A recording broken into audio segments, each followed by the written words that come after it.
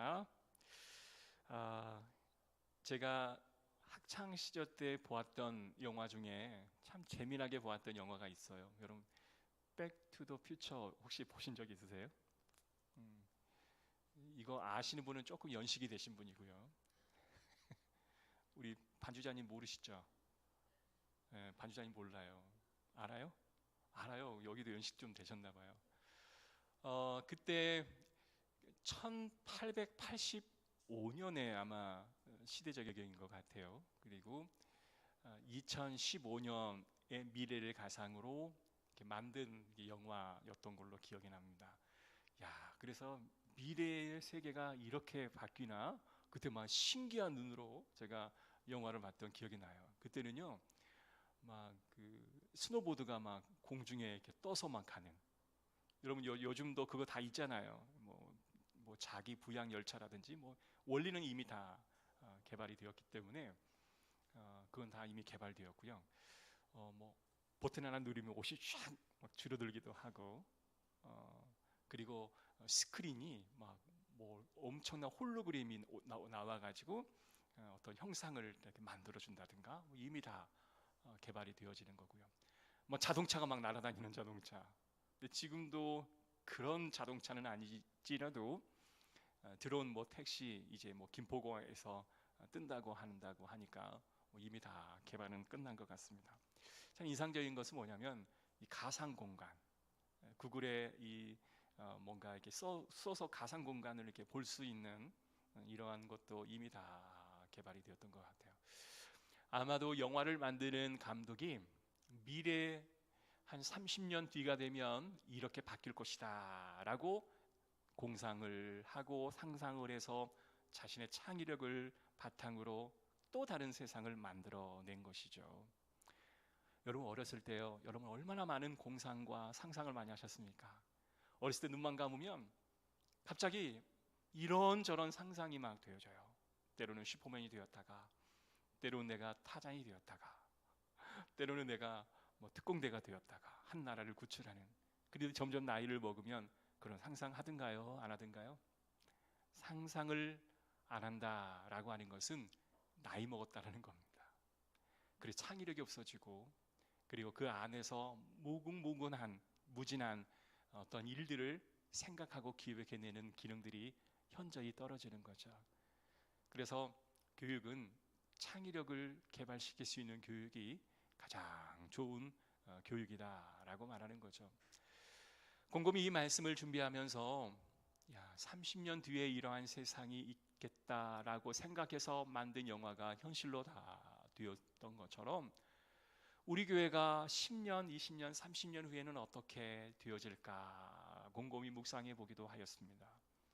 또 우리의 인생은 어떻게 될까? 여러분의 인생은 과연 어떻게 되어질 것 같습니까? 10년이 지나고 20년이 지나고 30년이 지나면 성장해야 되지 않겠습니까? 어린아이가 점점 초등학생 아이가 되어지면 점점 의젓해지잖아요. 그죠? 그리고 중학교 아이가 생각했던 그 지적인 어떤 수준이 대학생이 되면 그 지적인 진보가 일어나겠죠. 그리고 경험과 그리고 지식이 융합되다 보면 어마어마한 많은 일들이 창출되어지지 않겠습니까? 이게 바로 성장이라고 하는 거예요. 교회는 이곳에 하나님이 세워주셨지만 아무런 목적 없이 의미 없이 이곳에 교회를 세워주지는 않으셨을 겁니다. 분명 이 방화동에 교회를 세웠다라고 하는 것은 우리 교회가 감당해야 할 뭔가 특별한 사명이 있지 않겠습니까? 여러분 그 사명 기억하시고 우리 교회가 10년, 20년, 30년 후에는 더 많이 발전하고 진보하는 그런 교회가 되어지기를 주의 이름으로 축복합니다. 저는 소망이 있어요. 그래서 그 소망으로 길을 걷고 있고요. 그래서 우리 교회가 저는 많은 영적인 전문가들이 생겨나기를 바랍니다. 그래서 그런 마음에 오늘 이 말씀을 함께 준비했습니다. 자, 그렇다면 예수님이 계시는 그 당시에 교회는 어떠했을까? 당시 가장 큰 교회는 바로 예루살렘 교회이고요. 그리고 안디옥 교회라고 볼 수 있을 것 같습니다. 예루살렘 교회는 성령이 충만함으로 하나님의 불꽃처럼 일어났던 예수 그리스도의 복음의 역사로 교회가 세워지게 되었습니다. 그래서 예루살렘의 교회의 태생은 성령의 일하심이다 라고 말할 수 있고요. 이 안디옥 교회의 출발점은 당시 예수 그리스도를 믿는다 하는 이유 때문에 온갖 핍박을 받고 그 핍박의 결과로 스데반 집사가 죽임을 당하게 되죠. 여러분, 스데반 집사가 죽임을 당했다라고 하는 것은 또 다른 누군가의 죽음을 암시할 수 있는 어떤 핍박의 정도가 너무 강한 상황이었습니다. 그래서 많은 그리스도인들은 선택해야만 했습니다. 신앙을 포기하고 내가 서 있는 이 자리에서 그저 살아갈 것인가, 아니면 신앙 생활을 하기 위해 이 모든 기득권, 나의 생존권, 관계권, 어떤 소유권, 소득권, 이 모든 것들을 다 내려놓고 신앙을 쫓아 떠날 것인가, 그 양자택일을 해야만 했던 것이죠.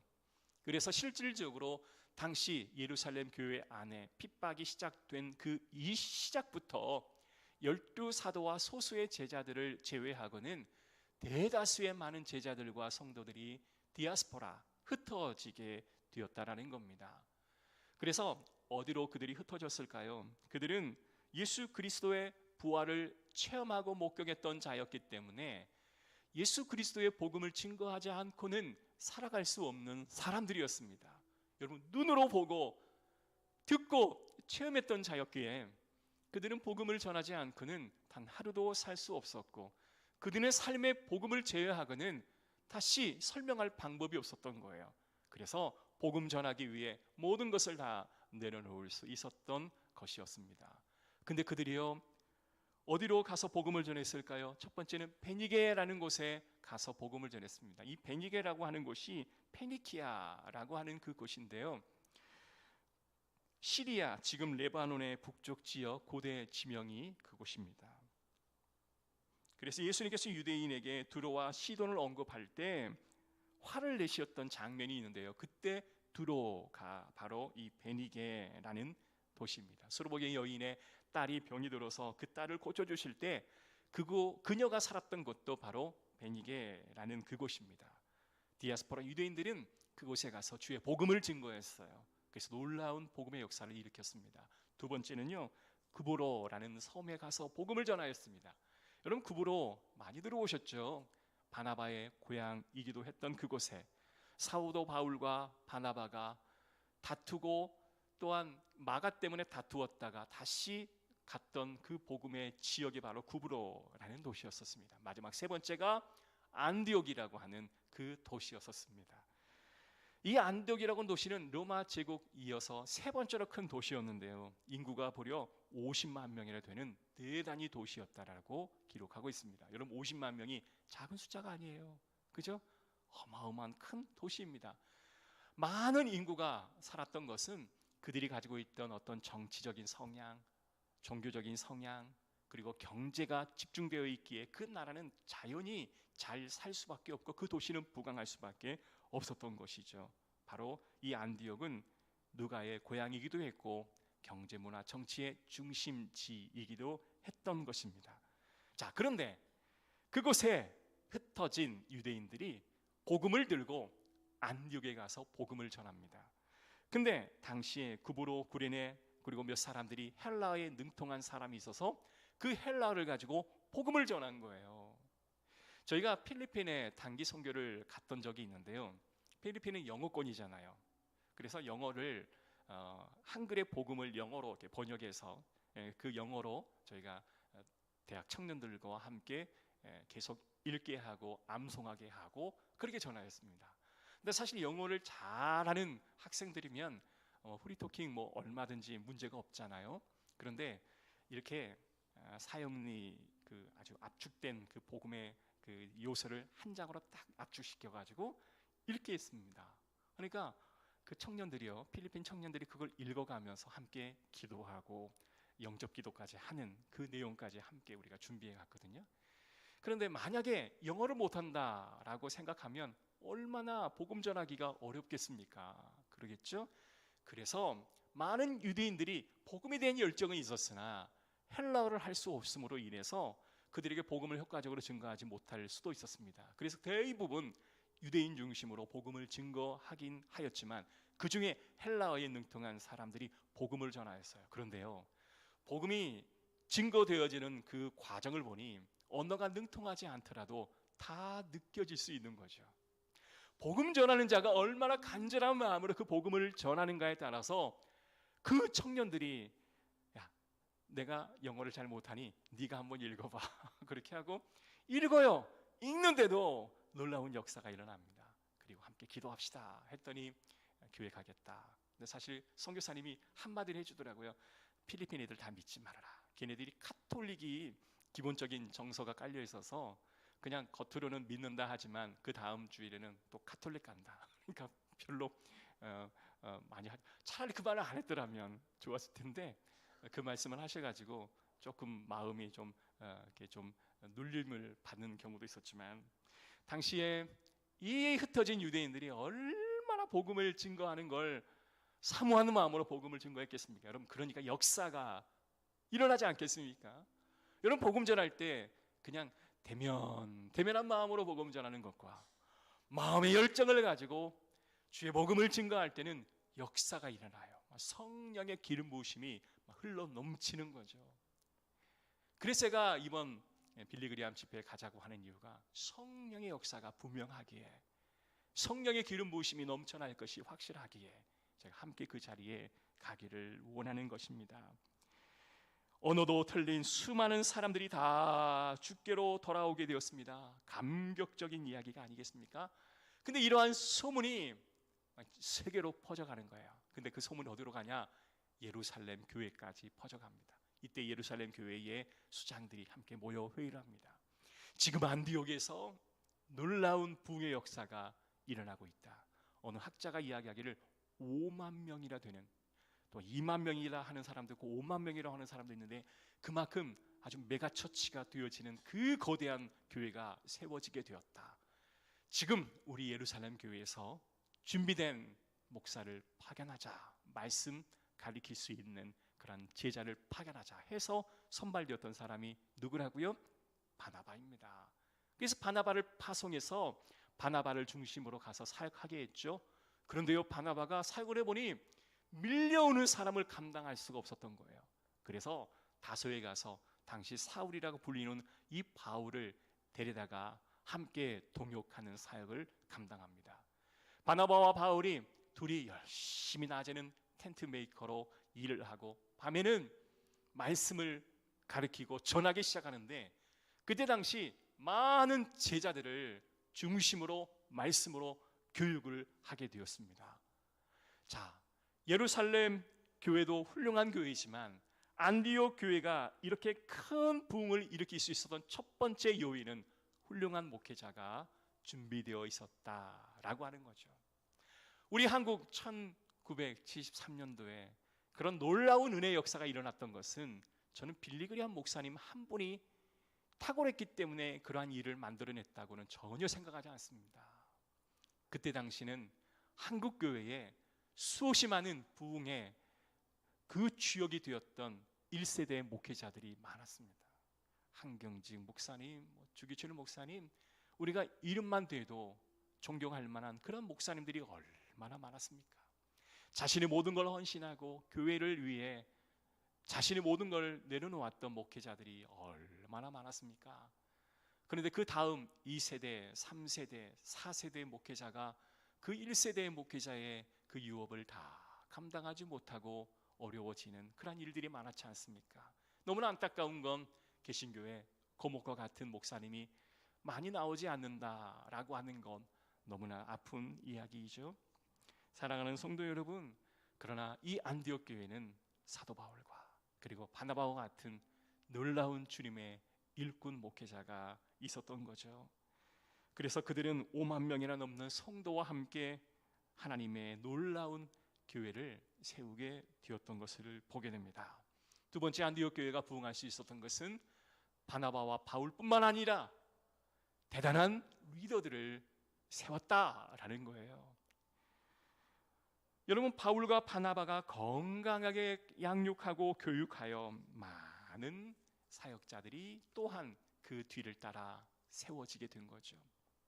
여러분, 만약에 우리 교회가 제가 3달, 4달, 5달 어떤 병석에 누워 내가 자리를 비웠다 한다면 교회가 어떻게 되겠습니까? 건강한 교회라고 하는 것은 목회자가 장시간 시간을 비워도 오히려 부흥하는 교회가 건강한 교회죠. 그러한 교회의 특징은 뭐냐면 한 명의 중앙 집권식으로 모든 게 기획되는 게 아니라 각양의 많은 사역 그 부분들이 중간에 세워지는 리더들로 하여금 기획하고 진행하고 또한 결과까지 열매까지 거두게끔 안내하는 교회가 저는 건강한 교회다라고 믿습니다. 제가 순수하게 19년을 딱 부교육자 생활을 했었었는데요, 여러 존경하시는 목사님들이 계셨지만 그 중에 가장 내가 본받아서는 안 되겠다라고 했던 부분이 뭐였냐면 너무 중앙 집권적인 그런 목회를 하시는 그런 목사님들을 보면서 나는 그렇게 하지 말자라는 생각들을 많이 했었습니다. 어떠한 사역이었냐면 저녁 한 9시, 10시가 제자훈련이 다 끝나요. 제자훈련이 다 끝납니다. 10시에 제자훈련이 끝나요. 그러니까 7시 반에 예배를 드려서 8시 반, 9시에 끝나면 그때부터 성경 공부를 시작해가지고 항정직들이 한 10시가 되면 끝나요. 그때 결제를 해줘요. 그러면 각 부서의 부서장들이 목사님께 그 결제를 맡으려고 한 줄로 일렬 횡도로 딱 서 있습니다. 그리고 목사님이 다 끝나면 사인을 해줘요. 그러면 그때 그 사인했던 돈이 지출되어져서 각 이제 돌아가게 되는 거예요. 그러면 제가 부교육자로서 그 부목사로 딱 앉아 있다가 아니 그렇게 사역을 하면 그 성도들이 1시간 2시간을 밖에서 무슨 마음으로 기다리실까? 어떤 마음으로 기다릴까라는 걱정과 함께 우리 교회는 목사님이 안 계시면 모든 게 50도 떼어지는 교회구나, 그렇게 세팅을 하셨구나, 이거는 건강하지 않다라는 생각을 많이 했었습니다. 여러분, 한 지도자가 있다면 그 지도자의 모든 권한을 위임받은 자들은 그 권한을 함께 사용하고 결과까지도 책임질 줄 아는 그런 사람으로 양육하게 된다면 바울과 바나바가 실정 먼 곳으로 선교를 떠나도 나머지 많은 리더들로 하여금 교회가 건강하게 세워질 수 있지 않겠습니까? 사랑하는 성도 여러분, 그래서 이 안디옥 교회는 놀라운 그런 은혜와 능력이 넘치는 그런 교회가 되었다라는 것입니다. 그래서 사도행전 13장 1절과 3절에 있는 말씀 한번 볼게요. 13장 1절 3절의 말씀 보십시다. 시작. 안디옥 교회에 선지자들과 교사들이 있으니 곧 바나바와 니게르라 하는 시므온과 구레네 사람 루기오와 분봉왕 헤롯의 젖동생 마나인과 및 사울이라. 아멘. 여기에 보면 시므온과 구레네 사람 루기오와 젖동생 마나인과 및 사울이라, 얼마나 많은 리더들이 세워졌냐면 정말 아름다운 일들이 아니겠습니까? 저는 교회에 부임하여서 리더를 세워야 하겠다라는 마음을 가졌습니다. 보통 평신도 사역을 하는 교회의 목사님들이 가장 큰 고민이 뭐냐면 리더를 세워놨는데 그 리더가 어떠한 일이 있어서 떠나거나 그 리더가 잠시 중간에 정차하게 되면 그 사역이 스톱되어져 버린다라는 거예요. 그래서 많은 목회자들이 그런 일들을 한두 번 경험하다 보면 모든 체계를 부교육자 중심 체제로 확 전환시켜 버립니다. 그러면 더 이상 성도들이 쓸 자리가 없고 그냥 사역자 중심 체제로 가는 거예요. 사실 이게 좋은 것 같긴 하지만 성도들이 할 수 있는 사역의 범위는 대폭적으로 줄어들고 그냥 피동적으로 따라하는 사역을 할 수밖에 없는 것이죠. 그러나 이 안디옥 교회는 결코 그러한 교회가 아니었습니다. 이 교회는 인종적인 문화적인 장벽을 초월한 그러한 교회였습니다. 그래서 당시 비견 예를 들자면 예루살렘에 극심한 흉년이 들었다라는 이 말을 듣죠. 당시 아가보가 예언했던 그 내용이었는데요. 여러분, 예루살렘 교회만 흉년이 들었을까요? 아닙니다. 역사적으로 보면 당시 로마 제국에도 엄청난 흉년이 들었고 예루살렘에도 흉년이 들었고 어디에도 안디옥에도 흉년이 들었습니다. 그러나 이 안디옥 교회는 예루살렘 교회가 흉년을 인하여 교인들이 힘들어한다라고 하는 사실을 알고 그들은 조금씩 자신의 연보를 모아서 예루살렘 교회의 장로들에게 그 연보를 전달하는 일을 하였습니다. 왜 이와 같은 일이 일어났을까요? 혈육, 그리고 인종, 그리고 민족 간의 그 갈등을 초월하여 예루살렘 교회의 형제를 한 형제로 그들을 지칭하고 있기 때문에 그렇습니다. 여러분, 우리 형제만 형제입니까? 아니요. 함께 교회를 다니는 지체들이 나의 형제요. 우리 교회가 아닌 다른 교회에 소속되어 있는 자들도 나의 형제다라는 의식이 있었기에 그들의 어려움이 곧 나의 어려움으로 인식되어졌던 거죠. 여러분, 여러분에게 형제는 과연 누구입니까? 여러분, 형제가 어려우면 도와주잖아요. 그러나 형제로 인정하지 않는 자는 어려움을 경험해도 도와줄 마음이 생기지 않는 거죠. 그래서 안디옥 교회에 이와 같은 구제의 일들이 일어날 수 있었던 것은 그들의 지경이 넓은 것도 있지만 그들은 형제를 인정하는 것들이 넓었습니다. 그래서 전 세계의 모든 민족이 우리의 형제다라는 마음을 가졌으니 바나바와 바울이 선교사로 떠나기를 하나님이 성령으로 인도하실 때 그들을 보낼 수 있었던 마음이 있었던 거죠. 사랑하는 성도 여러분, 13절 1절에 있는 이 말씀처럼 우리 교회도 많은 리더자들이 더 많이 세워지기를 주의 이름으로 축복합니다. 자, 세 번째는요, 안디옥 교회는 성령이 이끄시는 성령께 복종하는 교회였습니다. 13장 2절 3절 함께 읽어볼까요? 시작. 주를 섬겨 금식할 때에 성령이 이르시되 내가 불러 시키는 일을 위하여 바나바와 사울을 따로 세우라 하시니 이에 금식하며 기도하고 두 사람에게 안수하여 보내니라. 할렐루야. 전에는 하나님의 뜻을 알기 위하여 그들이 금식하여 기도하였습니다. 이제는 하나님의 뜻이 내게 왔으니 그 말씀에 복종하기 위하여 금식하고 기도하였습니다. 얼마나 멋진 성도들이며 교회입니까? 성령이 이끄시되 성령께서 바나바와 바울을 파송하여 명령하고 성령께 복종하는 그런 교회가 바로 안디옥 교회였습니다. 그들은 자기 교회를 넘어서 하나님께서 온 세계 가운데 하시고자 하는 일들을 우리 교회의 지도자를 파송하여 세계 선교의 포문을 열 수 있었던 교회였습니다. 여러분, 특히 하나님이 쓰시는 교회, 선교할 수 있는 교회는 바로 리더들이 기도하는 교회입니다. 하나님이 세우시는 장로님, 권사님, 우리 안수 집사님들, 그리고 각 사역의 리더들은 기도하는 분들이 되어야 합니다. 이들은 하나님 앞에 기도함으로 하나님의 뜻을 받을 수 있었고 그 뜻을 받고 복종하고 순종할 수 있도록 또 한 번 기도하였습니다. 안디옥 교회의 부흥의 첫 번째 공식을 저는 기도라고 봐도 무한할 정도로 교회는 참으로 기도의 능력을 보여주는 교회였습니다. 사랑하는 성도 여러분, 결론을 내릴까요? 우리가 선교한다. 저는 선교사님을 참 존경합니다. 일반 목회자가 있고 선교사가 있다면 저는 선교하시는 분들이 훨씬 더 힘들고 어려운 사역을 감당하고 있는 분이라고 저는 확실히 믿습니다. 왜냐하면 선교사는 아무나 갈 수가 없고, 그리고 선교사는 하나님의 모든 훈련을 다 테스트를 통과해야 갈 수 있는 게 바로 선교사입니다. 그래서 저는 하나님께 선교로 헌신하는 자들에게 꼭 점검하는 게 있습니다. 첫 번째는 말씀의 훈련을 하셨는지, 두 번째 사랑의 훈련을 하셨는지, 세 번째 기도의 훈련을 하셨는지, 이 세 가지가 훈련을 다 통과하셨다면 그분들은 선교사로서 무관한 놀라운 역사가 일어날 수 있다라고 믿습니다.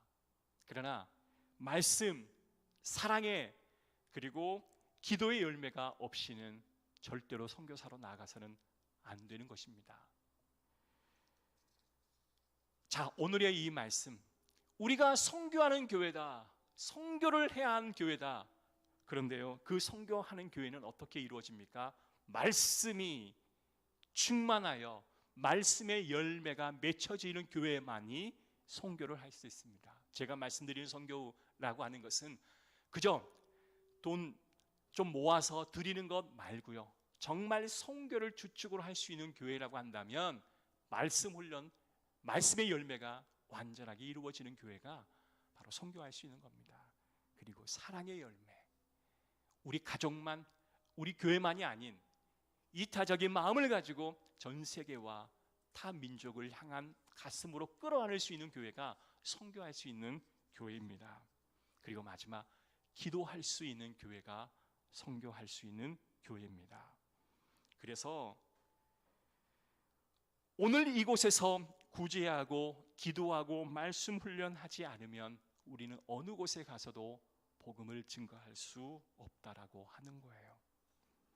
이곳에서 하나님의 뜻에 순종하려는 마음이 없다면 아마 10년 후에, 20년 후에, 30년 후에도 하나님의 말씀에 순종하려 하는 나의 모습을 찾아볼 수 없을 것입니다.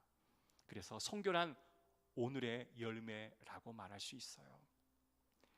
내일 그곳에서 할 수 있는 것은 오늘 열매를 맺어야만 그곳에서 할 수 있다라는 것입니다. 사랑하는 성도 여러분, 말씀의 열매 맺혀 주시기를 바랍니다. 사랑의 열매 맺히시기를 바랍니다. 그리고 기도의 열매 맺혀 주시기를 바랍니다. 그래야 우리 교회가 선교할 수 있는 교회가 되어질 수 있다라는 거예요. 선교는 오늘의 열매라고 말했잖아요. 우리 교회가 어떻게 앞으로 나아가야 할지 정확해진 거죠. 말씀 훈련, 사랑 훈련, 선교 훈련, 그리고 기도 훈련 열심히 하는 교회 되었으면 좋겠습니다. 성도님 함께 합시다. 그러면 아유, 시간 없어요 목사님, 시간 없어요. 그러면 묻죠. 언제가 시간이 날까요? 근데 제가 감감히 살펴보면 오늘보다 내일이 더 바쁘지, 오늘보다 내일이 더 한가해질 일은 거의 없더라고요. 우리 젊은 집사님들이 이직을 하잖아요. 왜 이직하셨냐 그러면 너무 바빠서 이직한다고 말해요. 근데 막상 이직해보면 더 바빠요. 아니 더 바쁘더라고. 처음에는 일 하나도 안 시킨다. 우리 조용구 집사님도 일 하나도 안 시킨대요. 딱 6시면 퇴근시켜줘요. 그래서 6시면 딱 퇴근해서 목사님 이제 6시 딱 퇴근하니까 너무 편해요. 근데 딱 한 달도 못 가서 10시에 퇴근시켜요. 그리고 아니 퇴근 6시 하라 그래요. 근데 막 미션을 막 주는 거죠. 그러니까 퇴근을 못 하는 거예요. 할 일을 주니까 퇴근을 못 하는 거예요. 결국은 우리에게 영원한 자유로운 시간은 주어지지 않아요. 결단하지 아니하면, 시간을 내지 아니하면 절대로 우리에게 시간이 있을 수가 없다. 사랑하는 성도 여러분, 손을 넓게 펴서 우리 가난한 자, 영적으로 어려운 자들을 돕는 훈련도 하시기를 주의 이름으로 축복합니다. 그리고 우리 중보기도 팀도 다시 부활해야 합니다. 중보기도 팀장이 잠시 유보 상태여서 중보기도가 지금 이루어지지 않고 있는데요, 6월달 을레기도 다시 시작하여 중보기도 모임도 다시 갖도록 하겠습니다. 그리고 1:1 제자도 다시 시작하도록 하겠습니다. 하나님께서 또 다른 리더들을 세워서 하나님의 역사를 이루어 가도록 하겠습니다. 하나님께서 우리 교회를 축복하여 주실 줄로 믿고 현실에 안주하지 않고 끊임없이 나아가는 교회가 되었으면 좋겠습니다. 제가 청년회 회장 때는 우리 청년들과 함께 그런 기도 많이 했어요. 다음 주는 우리 선교 특별 예배를 한번 드립시다 해서 선교사님들을 좀 모셔서 함께 강사를 세우고 선교비를 결단하는 시간을 했어요. 근데 그 청년들이요, 청년들이 돈을 벌어요. 대학부예요. 청년도 아니고 직장 다니는 청년도 아니고 순수 대학부였습니다. 1학년부터 4학년 대학부였는데, 자, 한 구자 두 구자 우리 결단하자 해갖고 선교비를, 그때 당시는 30년 전이니까 10,000원, 20,000원 그래 걷었지만 요즘 돈으로 합하면 한 50,000원, 100,000원 정도 되었을 거예요. 근데 그 금액을 아이들이 헌신을 하고 결단을 하고 하나님 앞에 드렸습니다. 그러니까 교회에서요 막 엄청난 도전을 받는 거예요. 아니 어른들도 선교사님 후원하는 거 굉장히 잘 못하는데 막 대학부 학생들이 여러 명의 선교사님들을 후원하니까 이 대체 우리 대학부가 어떻게 되어져 가는 거야? 막 그렇게 칭찬하는 그런 일들이 많았었습니다. 사랑하는 성도 여러분, 선교헌금 작정하고 있지 않나요? 작정하십시오. 하나님께서 축복하십니다. 하나님께서 역사하십니다. 그래서 많은 선교사님 돕는 그런 교회 되었으면